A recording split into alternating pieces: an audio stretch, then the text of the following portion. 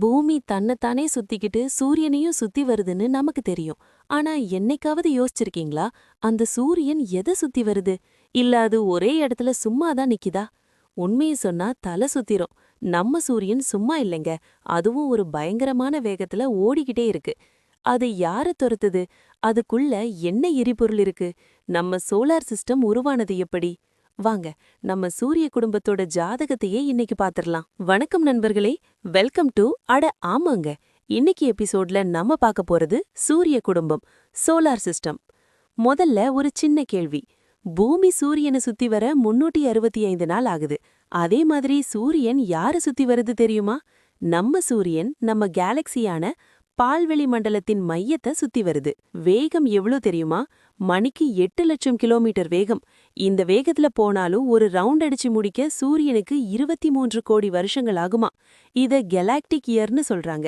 அதாவது கடைசியா சூரியன் இந்த இடத்துல இருந்தப்போ பூமியில டைனோசர்கள் ஜாலியா நடந்துகிட்டு இருந்துச்சு. இப்போ நாம இருக்கோம். அடுத்த ரவுண்டு வரும்போது நாம இருப்போமான்னு தெரியல. சரி, இந்த சூரிய குடும்பம் எப்ப உருவானுச்சு? ஒரு வீட்டை கட்ட 1 வருஷம் ஆகும். தாஜ்மஹால கட்ட 22 வருஷம் ஆச்சு. ஆனா இந்த சோலார் சிஸ்டம் உருவாக எவ்வளோ நாள் ஆச்சு? சுமார் 460 கோடி வருஷத்துக்கு முன்னாடி விண்வெளியில ஒரு மிகப்பெரிய தூசி மேகம் ஈர்ப்பு விசையால சுருங்கி வெடிச்சப்போதான் நம்ம சூரியன் பிறந்தது. சூரியன் பிறந்து மீதி இருந்த தூசிகள் எல்லாம் ஒன்னோடு ஒண்ணு மோதி கிரகங்களா மாற சுமார் 10 கோடி வருஷங்கள் எடுத்துக்கிச்சான். நம்ம குடும்பம்னா என்ன சொல்வோம்? அப்பா, அம்மா, 2 பசங்கன்னு சொல்வோம். ஆனா சூரியனோட குடும்பம் ரொம்ப பெருசு. தலைவன் சூரியன், அதை சுத்தி 8 கிரகங்கள், புதன் முதல் நெப்டியூன் வரை. இது போக ப்ளூட்டோ மாதிரி 5 குள்ள கிரகங்கள், டுவார்ஃப் பிளானட்ஸ்.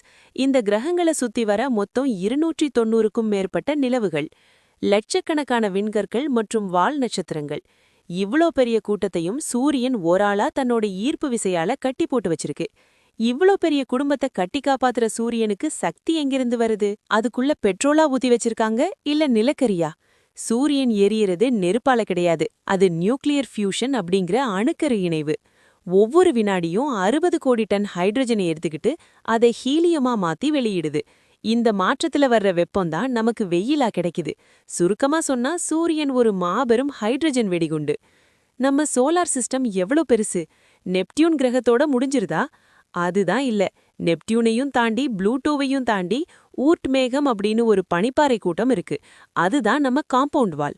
சூரியன்ல இருந்து ஒரு ஒளிக்கதிர் கிளம்பி அந்த எல்லையை தொடுறதுக்கு சுமார் 2 வருஷங்கள் ஆகுமா. அவ்வளவு பிரம்மாண்டமான ஏரியா நம்ம சூரியனுக்கு சொந்தமானது. அடுத்த விஷயம் ரொம்பவே விசித்திரமானது. இப்போ உங்க மேல படுதை வெயில், அந்த ஒளி எப்ப உருவானது தெரியுமா? வெறும் 8 நிமிஷத்துக்கு முன்னாடின்னு நினைச்சீங்கன்னா தப்பு.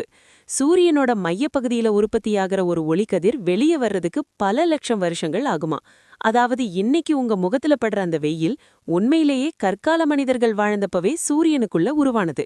அவ்வளவு கஷ்டப்பட்டு வெளியே வந்து வெறும் 8 நிமிஷத்துல நம்மள வந்து சேர்ந்துருது. எவ்வளவு பெரிய பயணம் பாத்தீங்களா? கடைசியா ஒரு மிரட்டலான உண்மை. சூரியன் எரியும் போது சத்தம் வருமா? பயங்கரமான சத்தம் வரும்.